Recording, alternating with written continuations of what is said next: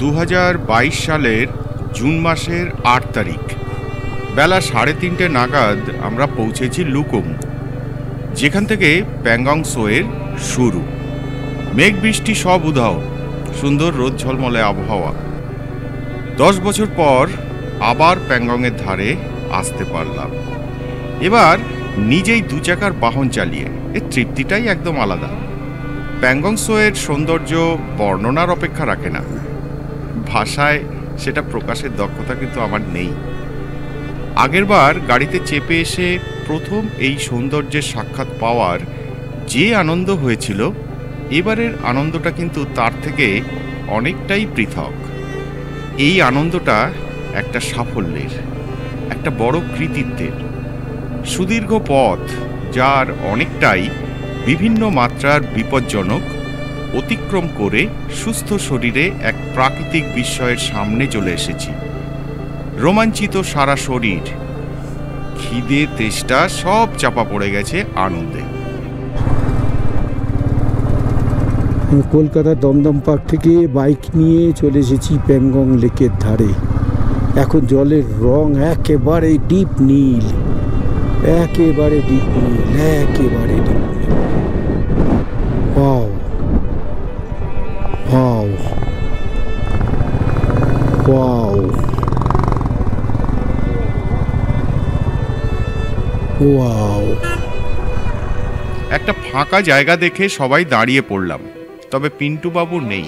সে যে কোথায় আছে কে জানে, তার ফোনও চালু নেই, যোগাযোগ করার কোনো উপায়ই নেই। গতবার এখানে দেখেছিলাম প্রচুর সিগাল, ব্রাহ্মণী হাঁস, কিন্তু এবার তারা আর নেই। ব্যাপারটা মোটেও ভালো লাগছে না। পাখির কলতানে মুখর হয়েছিল পুরো তল্লাট, এখন কেবলই হাওয়ার শব্দ, বেশ জোরে বাতাস বইছে। আসলে এখানে পর্যটকের সংখ্যা অনেক বেড়ে গেছে, গাড়ি চলেছে মুহুর্মুহু। হ্রদের ধারে তেমন নির্মাণ কাজ না হলেও শান্ত নির্জনতাটা অনেকটা বিঘ্নিত হয়েছে, তাই পাখির দল হয়তো নির্জনতর কোনো জায়গায় এখন ভিড় করে, নিজেদের মতো থাকতে চেয়ে। আমির খানের 3 নির্বোধের গপ্পের সিনেমাটার পরে সাধারণ ভারতবাসী এই প্যাংগং সোয়ের পরিচয় পেয়েছে। তারপর থেকে পর্যটকের ভিড় এখানে লাফিয়ে লাফিয়ে বেড়ে গেছে। তবে অধিকাংশ মানুষ এই পর্যন্তই আসেন বা একটু এগিয়ে 3 ইডিয়টস পয়েন্ট পর্যন্ত যান, তারপর লেতে ফেরার পথ ধরেন। আমরা কিন্তু লেকের ধার দিয়ে তার ভারতীয় সীমার শেষ পর্যন্ত যাব। ভাবতে পারছি না, কলকাতা থেকে বাইক চালিয়ে প্রায় 3500 কিলোমিটার পথ অতিক্রম করে আমি এখন দাঁড়িয়ে আছি প্যাংগংয়ের ধারে। ওয়াও ওয়াও, ধারে আমি দাঁড়িয়ে আছি। এত ঘন নীল জল, স্বপ্নের মতো লাগছে, পুরো স্বপ্নের মতো লাগছে। এখন হ্রদের জল গাঢ় নীল, একদম ঝকঝক করছে। তবে রঙের গাঢ়ত্ব কিন্তু সব জায়গায় সমান নয়। কাছের দিকটা অনেকটাই সবুজাভ। দিনের বিভিন্ন সময়ে এই আশ্চর্য রঙের পরিবর্তন ঘটে। সেটা নির্ভর করে সূর্যের আলোর আপতন কোণের উপর বা সূর্যের কৌণিক অবস্থানের উপর এবং আলোর তীব্রতার উপরে। এই মধ্য দুপুরেই রঙটা সবচেয়ে সুন্দর দেখায়। আমাদের বাঁধ ভাঙা উচ্ছ্বাস একটু স্তিমিত হলে প্রচুর ছবি তোলা হলো এখানে। সে তো হবেই। এই ছবিগুলো দূর ভবিষ্যতে আমাদের জীবনে একটি আশ্চর্য দিনের কথা মনে পড়িয়ে দেবে। কলকাতা বা তার সন্নিহিত অঞ্চল থেকে 2 চাকায় ভর করে পৃথিবীর সুন্দরতম জায়গার একটাতে পৌঁছেছি আমরা, দীর্ঘ কষ্টসাধ্য পথ পেরিয়ে। বিরাট এই অভিযান সফল হয়েছে আমাদের দলের সকলের পারস্পরিক সহযোগিতার জন্য। তাই আমি সমগ্র দলের কাছে কৃতজ্ঞ।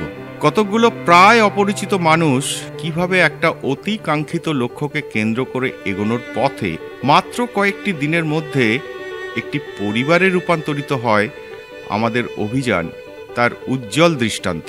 প্যাংগং সো ভারত তিব্বত সীমান্তে অবস্থিত একটি লবণাক্ত জলের হ্রদ।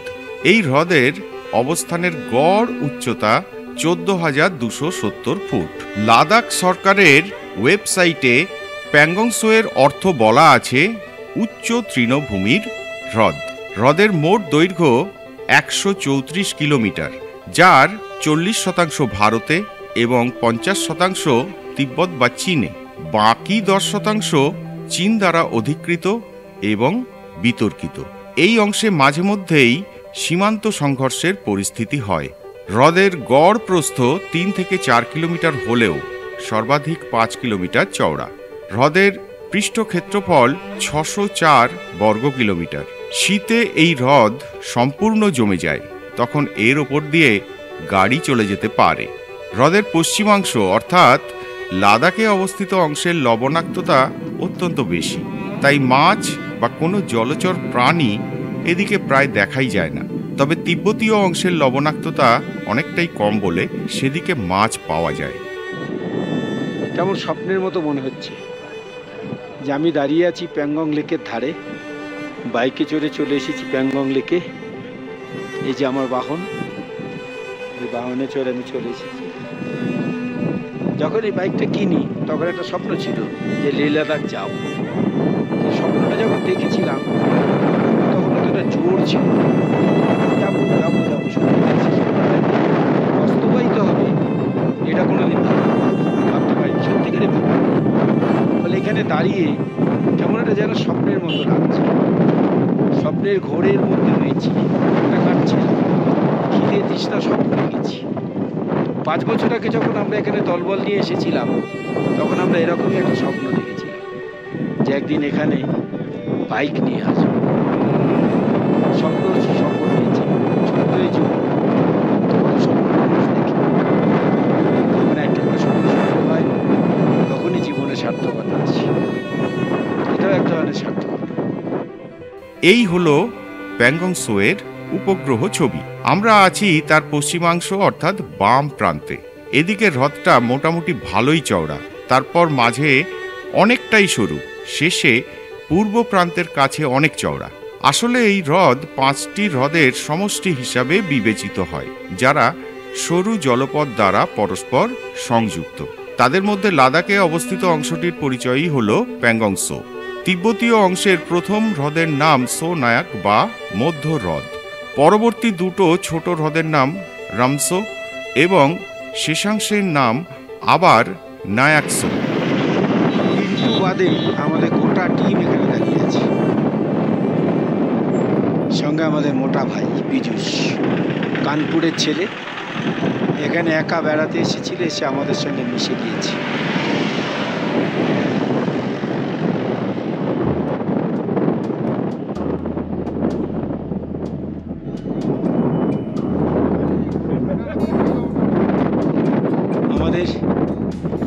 আমাদের ট্যুরের এটা ড্রিম ছবি। প্রথম দেখার ঘোর কাটিয়ে লুকুং ছেড়ে আমরা রওনা হলাম পরবর্তী গ্রাম স্প্যাংমিকের উদ্দেশ্যে। একদম লেকের ধার দিয়ে রাস্তা। প্যাংগংয়ের অসাধারণ রূপ দেখতে দেখতে চলেছি।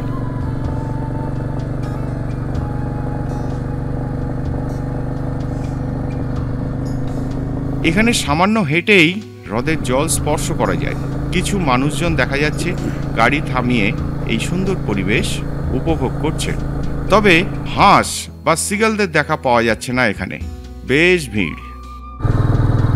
সম্পূর্ণ ডিফারেন্ট পার্সপেক্টিভে প্যাংগং লেককে দেখে নেওয়া।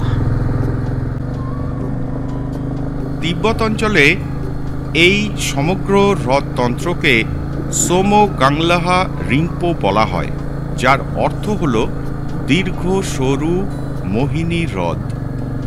একদম সার্থক এই নাম। এখানে পাকা কনস্ট্রাকশন পর্যন্ত হয়ে গেছে। আমরা আগে যখন এসেছিলাম শুধু তাঁবু ছাড়া কিছু ছিল না। পরে শুনেছিলাম কোনো কিছুই থাকার ব্যবস্থা এর ধারে করা হবে না। সিদ্ধান্তটা ভীষণ ভীষণ ভালো ছিল, খুব অ্যাপ্রিসিয়েট করেছিলাম। কিন্তু কোথায় কি, এসে দেখি সম্পূর্ণ উল্টো। এর ধারে এখন পাকা কনস্ট্রাকশন হয়ে গেছে।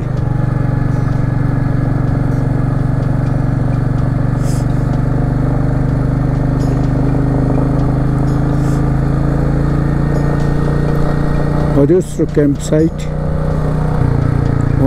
অজস্র ক্যাম্পসাইট।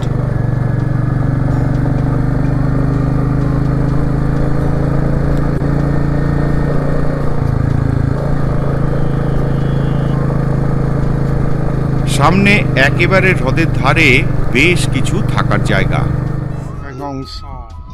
এখানে একটু দাঁড়াতে ইচ্ছে হলো।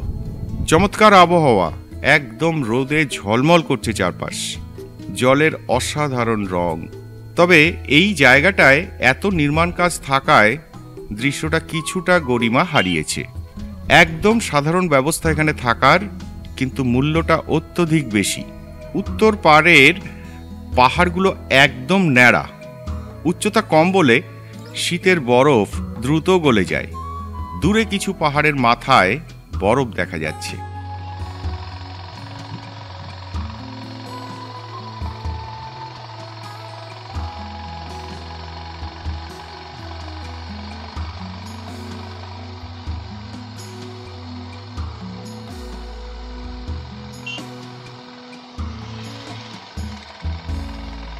এইবারে বেশ ভালো লাগছে। তাঁবু এবং পাকা ঘরের অস্বস্তিকর উপস্থিতিটা পেরিয়ে এসেছি। ডান দিকে যে বরফ মুকুট পড়া পাহাড় দেখা যাচ্ছে, তার নিচেই স্প্যাংমিক, কিলোমিটার 6 দূরত্ব হবে।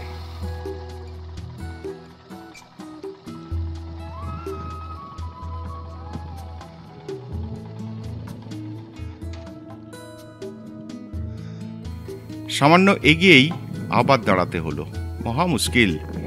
এগুলো এই শোভাটা ঠিকমতো উপভোগ করা যায় না।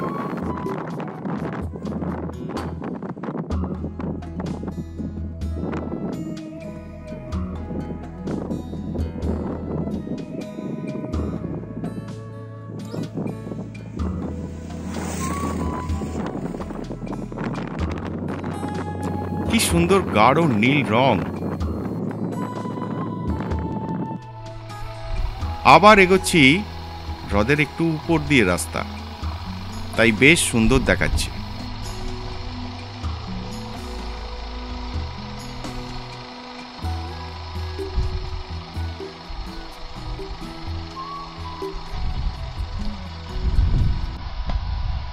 এই নেশা ধরানো সৌন্দর্যের মুখোমুখি হয়ে ক্যামেরা বন্ধ করতে ইচ্ছেই হচ্ছে না।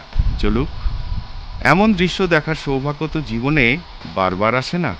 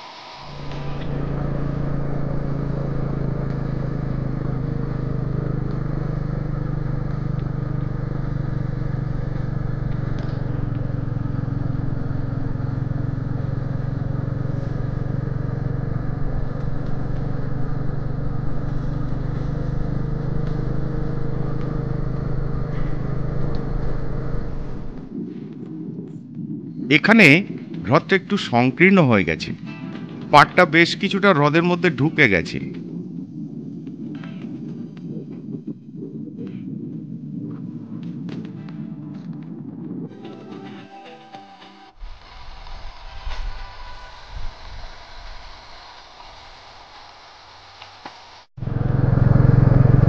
বিরাট বড় বড় ক্যাম্প সাইট বসেছে এখন, তো সেগুলো একেবারে লেকের গা ঘেঁষে নয়, লেক থেকে 100-200 মিটার দূরে।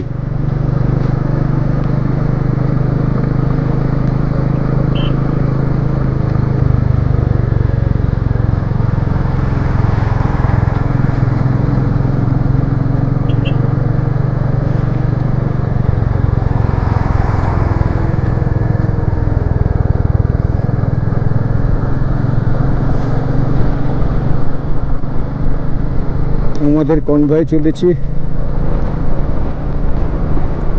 মেরাকের দিকে। আজকে আমরা মেরাকে থাকবো। হামলে থেকে মাঝে মধ্যেই থাকার ব্যবস্থা চোখে পড়ছে।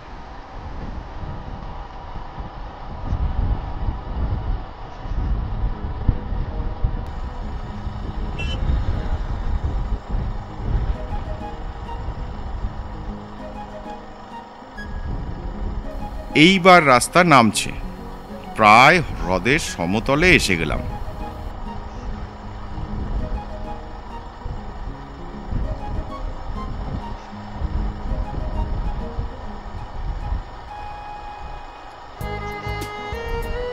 রাস্তাটা সরু হলেও মসৃণ, তাই দৃশ্য উপভোগে কোনো বাধা নেই।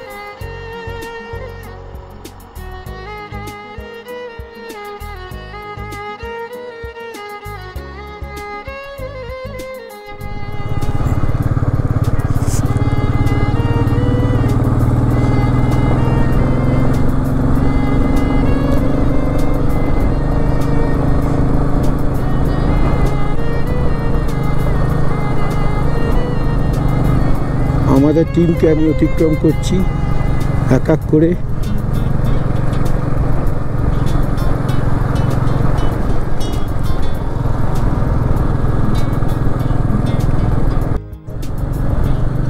আমাদের রাস্তা চলেছে সোজা লেকের দিকে। মনে হচ্ছে যেন আমরা এক্ষুনি লেকের মধ্যে গিয়ে পড়বো।